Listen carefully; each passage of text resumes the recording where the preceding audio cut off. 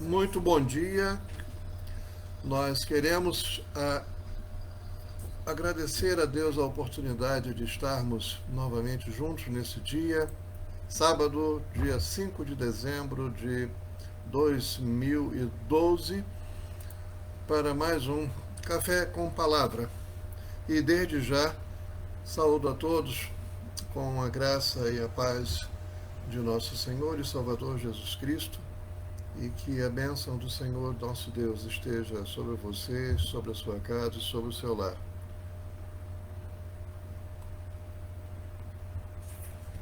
Nesta manhã, nós queremos falar um pouco sobre as últimas coisas que têm acontecido. Já passou a fase das eleições. Nós estamos vivendo agora mais uma etapa desse momento que nós estamos vivendo, na realidade, que está assustando muitas pessoas, que alguns estão dizendo que é uma segunda onda do vírus da Covid-19. Outros já dizem que, na verdade, ainda é o reflexo da primeira onda, ou alguma coisa assim parecida. O fato é que, quer de uma forma, quer de outra forma, ou não sendo nenhuma dessas formas, sendo ainda uma outra terceira forma, o fato é que o número de casos começou a subir muito, e a subir drasticamente. E em muitas situações pessoas estão sendo contaminadas quando já deveriam estar, digamos assim, imunizadas nos seus organismos, né? Já deveriam estar preparadas, e pelas pesquisas aparentemente isso não está se concretizando dessa maneira,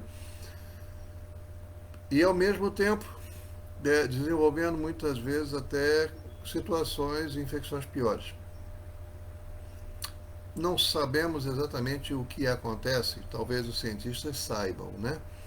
Mas a nós, o que nos cabe fazer, o que nós podemos fazer, melhor dizendo, em uma situação assim? Muitas vezes a gente se pega pensando nisso. E agora? Se a primeira parte, digamos assim, já foi ruim, se naquele primeiro momento, em janeiro, fevereiro, março, quando começou realmente aqui no Brasil, ou pelo menos quando isso foi oficialmente admitido aqui no Brasil, agora as pessoas estão experimentando uma nova expectativa e um novo momento de preocupação. Bom, o que nós podemos fazer em relação a isso? Todas as vezes que vai chegar o inverno, e talvez aqui no Brasil a gente nem veja muito isso, ou nem se preocupe tanto com isso, pelo menos na maior parte das regiões do país.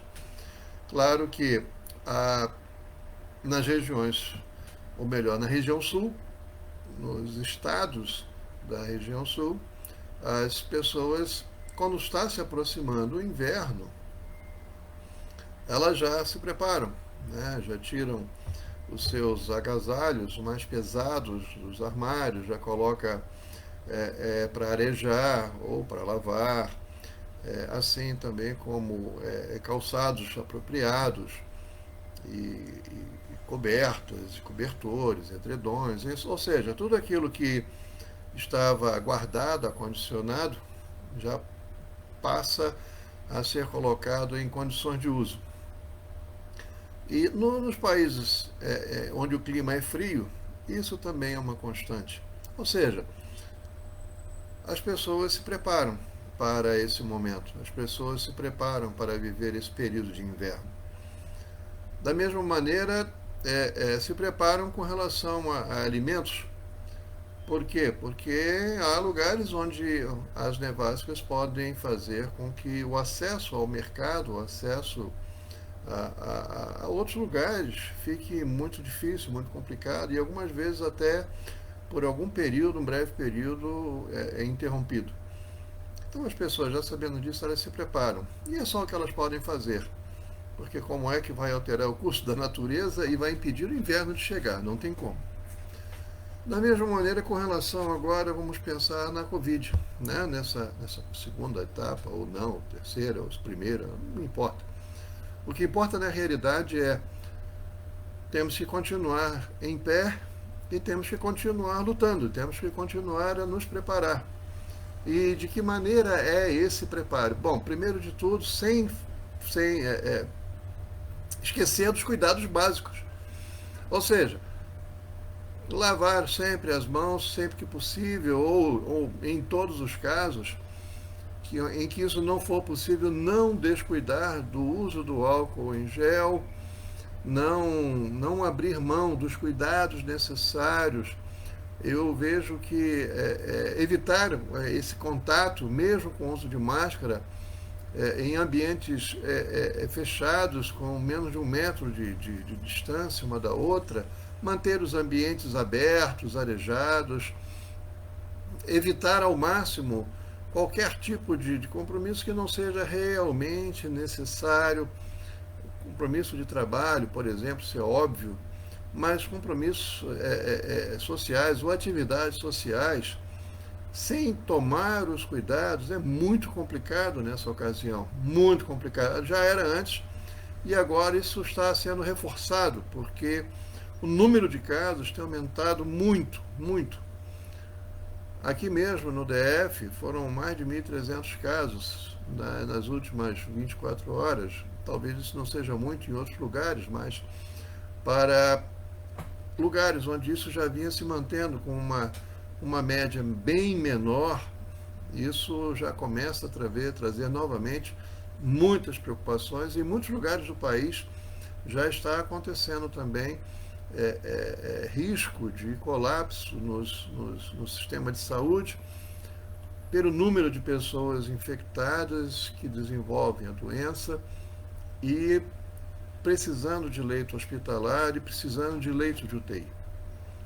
Então, para todas essas coisas, nós temos que manter a nossa vigilância, nós temos que manter o nosso cuidado para evitar que qualquer de nós seja acometido, seja infectado. Especialmente nós que moramos com nossas famílias, que temos pessoas idosas residindo conosco, todos os cuidados precisam ser tomados e medidas precisam ser adotadas para evitar que sejamos contaminados lá fora e, ao retornar a casa, venha também conosco o vírus da Covid-19. Isso não é admissível. Temos que tomar esses cuidados ao máximo. Se nós não tomarmos cuidado nenhum, é óbvio que a chance de propagação e de contaminação e de desenvolvimento de doença é estratosférico. Agora, porque esse vírus ele se caracteriza por isso, ele é alta taxa de transmissibilidade. Agora, precisamos então adotar, manter esses cuidados em alta. E então eu vejo muitas pessoas também se cumprimentando assim, né, chegando aqui, batendo com toque assim, tudo. Eu não vejo necessidade disso, não concordo com isso, porque mas você não está estendendo a mão, você não está apertando a mão do outro, não está cumprimentando, sim, você fazendo toque de mão. Às vezes você esquece, passa a mão aqui na testa, ou vai coçar, né? Passa aqui no nariz, mesmo usando máscara, e você já leva o que está na sua mão ali. Não, o cumprimento tem que ser realmente à distância, ou ao máximo, o famoso cotovelo, né? Mas nem esse toquinho de mão agora nem esse toquinho de mão agora é recomendável. Eu, pelo menos, eu não faço isso, não tenho me policiado também para não deixar ninguém fazer isso. Oriento todo mundo aqui em casa para evitar esse tipo de problema. O fato é que a gente tem que se preparar e manter esse preparo em alta. Mas não apenas com esses cuidados, mas também com relação a de que maneira nós estamos preparados interiormente para enfrentarmos isso. As medidas físicas, né, as medidas mecânicas de isolamento, melhor dizendo, de barreira, de proteção, a gente adota dessa maneira. Máscaras, uso de álcool em gel, evitar contato prolongado, principalmente com distância muito curta, manter sempre 2 metros de distância, em qualquer lugar, em qualquer hora, em qualquer momento. Mas e o nosso preparo mental, o nosso interior, como é que está em relação a isso? Como nós falamos há pouco, as pessoas se preparam nos países frios, e há países muito frios, para o inverno. E elas sabem que vão ter que passar por aquilo. Então elas se preparam adequadamente, da melhor forma como possam. É claro que há invernos e invernos. Há invernos em que é o inverno mais brando, mas há invernos também que são invernos rigorosos.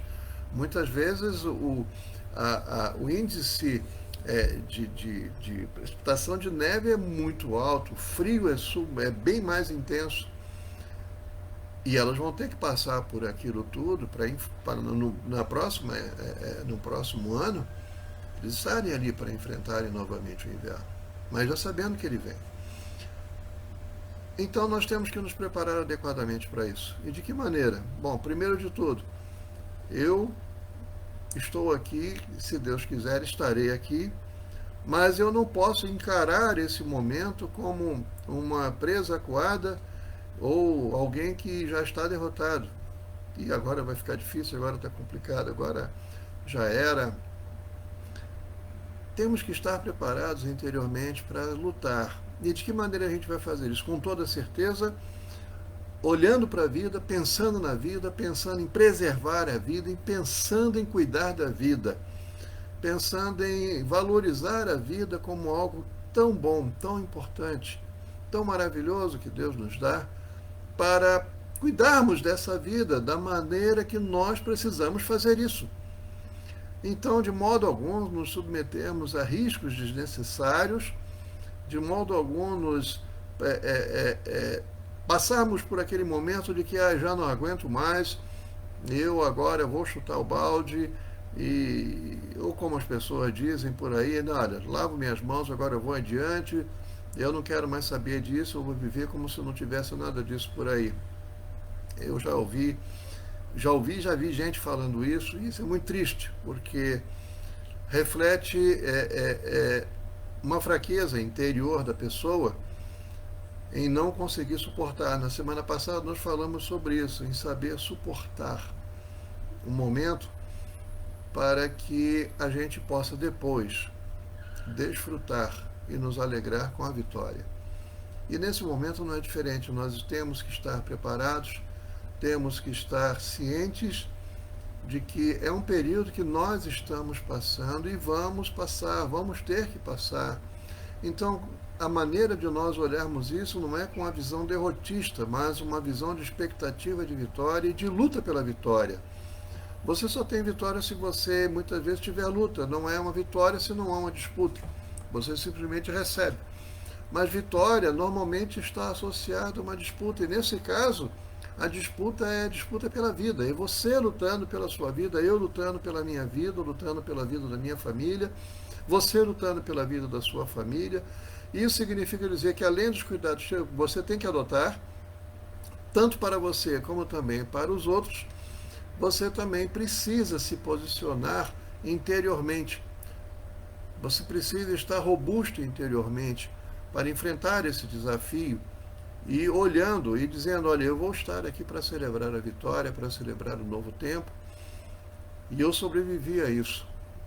É assim que nós temos que pensar, porque se nós já vamos para a trincheira do combate, já pensando que primeira vez que a gente colocar a cabeça para fora da trincheira, já vamos ser abatidos, então, na verdade, quando você entra na trincheira, você já está abatido. Você já foi abatido e nem sabe. Então, a gente tem que se preparar adequadamente para isso, tanto nos cuidados físicos, como mentalmente, como interiormente. A vida é um dom precioso, muito precioso, e é um dom que você tem. Preserve esse dom, preserve isso que Deus lhe deu, preserve isso com todo o cuidado que você possa ter.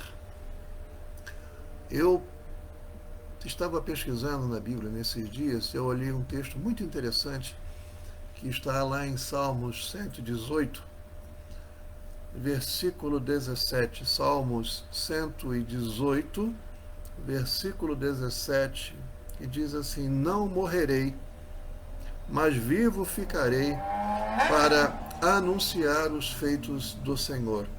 Esse versículo me chama a atenção e nos chama a atenção porque ele diz não morrerei. Como é que ele pode dizer não morrerei? Algum de nós pode dizer não morrerei? Me recuso a morrer, então eu vou ficar aqui vivendo indefinidamente, eternamente. É lógico que não é nesse sentido. Não morrerei no sentido de que eu não vou me entregar à morte, eu não vou facilitar a vida da morte, digamos assim, entre aspas, né? Eu não vou ficar esperando a morte, eu não vou me dar por vencido. Não morrerei no sentido de eu vou perseguir a vida, eu quero a vida, eu vou lutar pela vida. E esse é o sentido que nós temos que atribuir a esse texto. Quando ele diz, mas vivo ficarei para anunciar os feitos do Senhor, é porque ele certamente vai ter motivos de gratidão para celebrar a vida e para agradecer a Deus o dom da vida. Então, quando diz, não morrerei, mas vivo ficarei para anunciar os feitos do Senhor, é porque ele está dizendo, eu estou lutando pela vida, não vou me entregar à morte, não vou me entregar à derrota, não vou me entregar a nenhuma situação que me prive de amar a vida, de gostar da vida, de lutar pela vida, tanto minha quanto das pessoas que me são tão queridas. E ele diz aqui, não morrerei, mas vivo ficarei para anunciar os feitos do Senhor, ou seja, para demonstrar gratidão, para dizer muito obrigado, para dizer eu consegui passar por tudo isso, eu sobrevivi, porque ele teve motivos para isso. E o motivo, nós estamos vendo aqui no mesmo capítulo 118 de Salmos, está ali nos versículos 10, 11 e 12 e 13, de 10 a 13, porque diz assim, todas as nações me cercaram, ou seja, então ele tinha inimigos por todos os lados, mas em nome do Senhor eu as derrotei. Em nome do Senhor quer dizer, ele teve a ajuda de Deus, ele clamou o nome de Deus, ele clamou o socorro de Deus, e ele obteve o socorro de Deus, porque Deus não ignora ninguém. Se a pessoa busca a presença dele, se a pessoa clama pelo nome dele, se a pessoa clama o socorro dele, não quando a situação já está desesperadora, e nem por isso ele deixa de ouvir, mas quando a pessoa já clama o nome dele, já sabendo que as suas próprias forças humanas são limitadas, já clama o nome dele, Deus vem, e Deus se aproxima, e Deus dá ajuda, e Deus dá força, e Deus dá livramento. Ele diz aqui no versículo 11, cercaram-me por todos os lados. Primeiro no versículo 11 ele usou a palavra me cercaram. Agora no versículo 10 ele usa a palavra todas as nações me cercaram. Agora no versículo 11 diz cercaram-me por todos os lados, mas em nome do Senhor eu as derrotei. E no versículo 12, cercaram-me como um enxame de abelhas. E o enxame de abelhas é uma coisa terrível, porque elas sentem, elas percebem no nosso organismo um hormônio que revela medo, que denota medo. E quando a pessoa corre, e é a reação, e é o instinto natural da pessoa, as abelhas são atraídas por esse cheiro e cercam realmente a pessoa e tentam se fixar na pessoa para picar, para ferroar a pessoa.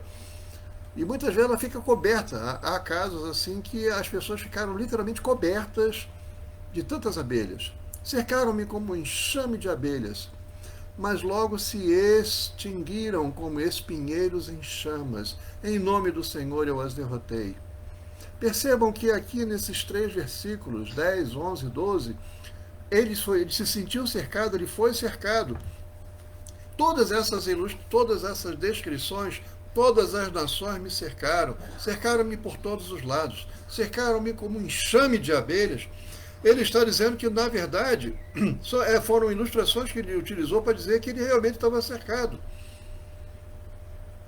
O que ele quer dizer com isso? Não havia assim um modo de escape, eu não conseguia achar saída para mim. eu não consegui descobrir uma saída para mim. Não era uma saída possível para mim. Estava além das minhas forças, estava além das minhas capacidades, estava além das minhas possibilidades e até mesmo dos meus pensamentos de saída, de socorro, de refúgio. Eu não tinha para onde ir. Por quê? Porque se os inimigos de todas as nações cercaram, ia para onde? Se os seus inimigos cercaram por todos os lados, ou seja, não havia por onde sair. Cercaram-me como um enxame de abelhas, da mesma maneira. Mas em todos eles, em todos esses momentos aqui, ele diz, mas em nome do Senhor eu as derrotei, em nome do Senhor eu as derrotei, em nome do Senhor eu as derrotei, inclusive no caso do enxame de abelhas. Olha, o que ele está querendo dizer com isso? Que ele confiou em algo além dele próprio. Ele olhou para alguém que realmente tinha o poder para livrá-lo, para dar livramento para ele, para dar socorro e dar livramento. E esse quem? Quem foi esse que fez isso? Foi o Senhor Deus. Em nome do Senhor eu as derrotei. Ou seja, eu as derrotei não no sentido de que eu fui lá sozinho, combati contra todas as nações e derrotei. Ou todas as pessoas que estavam cercando e derrotei. Ou até mesmo peguei uma abelha por uma e matei uma por uma. Não. Em nome do Senhor eu as derrotei, quer dizer, eu tive a ajuda de Deus. O Senhor Deus me ajudou. E eu não fui derrotado. Eles é que foram derrotados. O sentido do texto é exatamente esse. Vejam o que diz o versículo 13. Empurraram-me para forçar a minha queda, mas o Senhor me ajudou. Ou seja, em todos esses momentos, ele teve a ajuda de Deus, ele clamou a ajuda de Deus, em nome do Senhor, ele teve a ajuda do Senhor Deus. Muitas vezes, a gente está já cansado da luta, e por isso que tem muita gente aí já querendo chutar o balde, como diz, né? Ah, agora eu não quero mais saber, já perdi a paciência em ter que ficar comprando as coisas no mercado, limpando e desinfetando e passando álcool e borrifando álcool, e é todo aquele cuidado quando chega em casa e com a roupa, e vai lavar a roupa e vai correndo para o banho, e todos os cuidados, tudo cheio de atenção, o nível de tensão alto. Já não tem mais paciência, mas precisa continuar a ter paciência. Porque é exatamente nesse momento de fraqueza, de fragilidade, que a gente acaba ficando distraído. E nesses momentos de distração, a gente acaba fazendo alguma coisa que não era para fazer, exatamente porque a gente, digamos assim, cochilou no cuidado. Nós não podemos cochilar no cuidado, nós temos que nos manter atentos, vigilantes e com sede de viver e com vontade de viver, de perseguir a vitória e de conquistar a vitória. Viver cada dia, cada dia, não é o dia de amanhã e nem ficar revivendo o dia de ontem. Viver cada dia com esperança, com gosto pela vida, com gozo pela vida e principalmente na expectativa de uma vida melhor adiante. Mas isso será possível? Eu tenho certeza que sim. A Bíblia diz em Eclesiastes capítulo 3 que é um tempo determinado por Deus para todas as coisas debaixo dos céus. Há um tempo determinado para esse vírus. Muitas teorias já falaram sobre o surgimento desse vírus.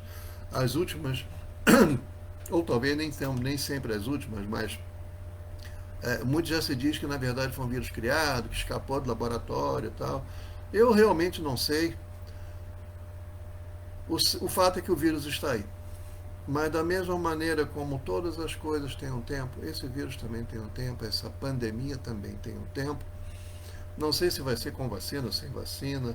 O que eu sei é que a mão de Deus está cuidando de nós, está cuidando de mim, está cuidando de vocês e está cuidando desse problema também, que realmente é um problema, e grande, enorme, mas não é maior do que Deus, não é maior do que a força de Deus, não é maior do que o poder de Deus. Como eu estava dizendo, a gente quando fica assim fragilizado, qualquer coisa já pode nos derrubar. É difícil você derrubar alguém que está em pé e, como a gente chama nas artes marciais, né, na sua base, é muito mais difícil você derrubar alguém assim. Agora, se a pessoa está fora da base, né, se a pessoa está sem sustentação nas pernas, o corpo está mal posicionado, se a pessoa mentalmente, como eu falei da trincheira, já entrou na trincheira derrotado, já na verdade já estava morto e não sabia.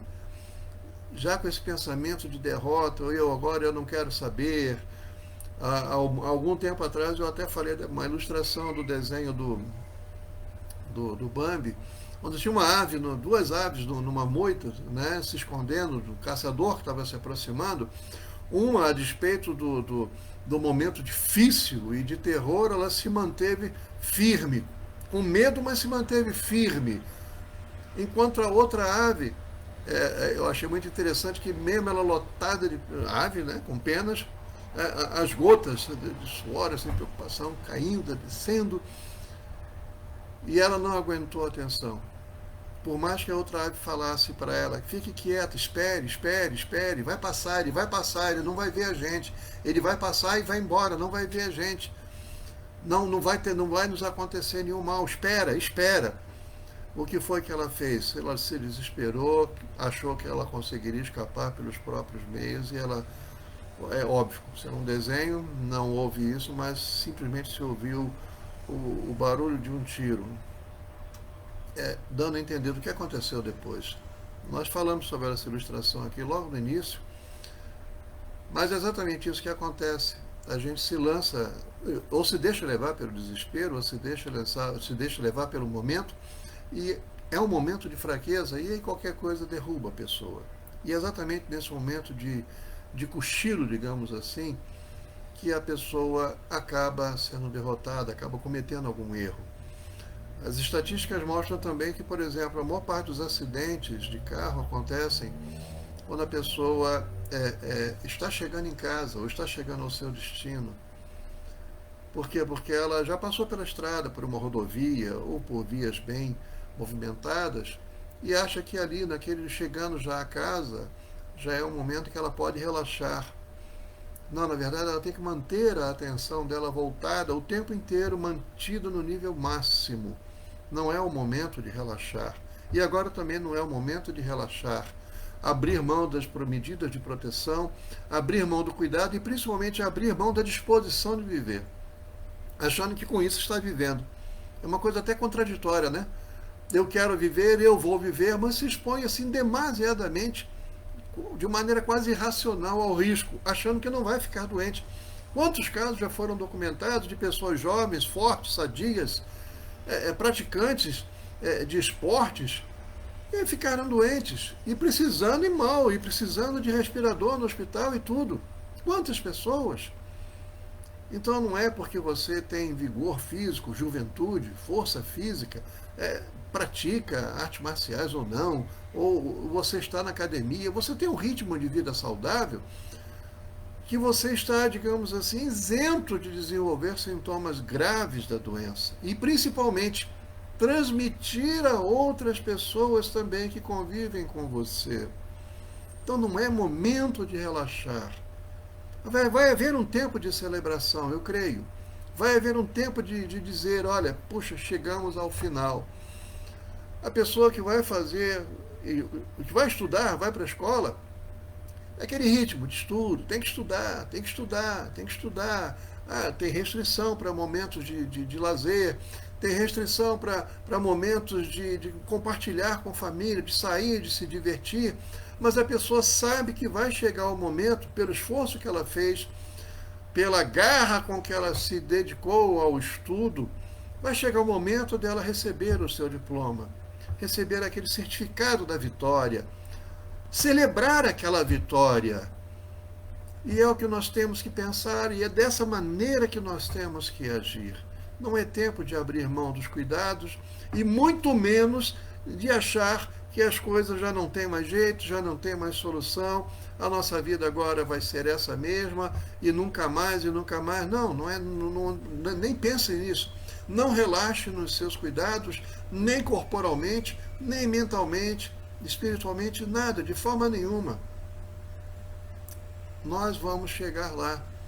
Agora, uma coisa muito importante precisa ser dita, e nesse capítulo 118 está muito claro, mesmo no versículos 8 E no versículo 9, é melhor buscar refúgio no Senhor do que confiar nos homens. É melhor buscar refúgio no Senhor do que confiar nos homens. Repare que o texto não diz que você não deve nutrir nenhum tipo de expectativa em relação aos homens. E agora me refiro à vacina. Mas é melhor buscar refúgio no Senhor. Porque, como nós acabamos de ver aqui, em todas aquelas situações em que ele foi cercado pelos inimigos, o nome do Senhor, ele clamou pelo nome do Senhor. Foi em nome do Senhor eu as derrotei, ou seja, eu venci. Com a ajuda de Deus eu venci, com a força de Deus eu venci. Com a ação de Deus naquele problema, naquela situação, eu venci. Com a proteção de Deus, eu venci. Com o agir de Deus na minha vida, em toda a situação, eu venci. Isso quer dizer que ele não apenas lhe ajudou, lhe deu forças, lhe protegeu, mas também atuou na situação ao redor. Afugentou os inimigos, enfraqueceu os inimigos, fez com que os inimigos desistissem, fez com que os inimigos desaparecessem. Percebe como tudo isso também pode ser aplicado agora nesse momento, que nesse momento realmente o Covid-19 é nosso inimigo. É melhor buscar refúgio no Senhor do que confiar nos homens. Vamos orar para que Deus realmente abençoe o uso dessas vacinas, dê sabedoria aos homens, antes das pessoas começarem a ser vacinadas, que eles revejam todos os procedimentos, os acompanhamentos, as fases que têm sido feitas, em busca da melhor eficácia, da maior eficácia, mas ainda assim precisamos contar com a ajuda de Deus, porque o que Deus faz, o homem não consegue nem se aproximar. Então, é melhor buscar refúgio no Senhor do que confiar nos homens. É melhor buscar refúgio no Senhor do que confiar em príncipes, diz o versículo 9.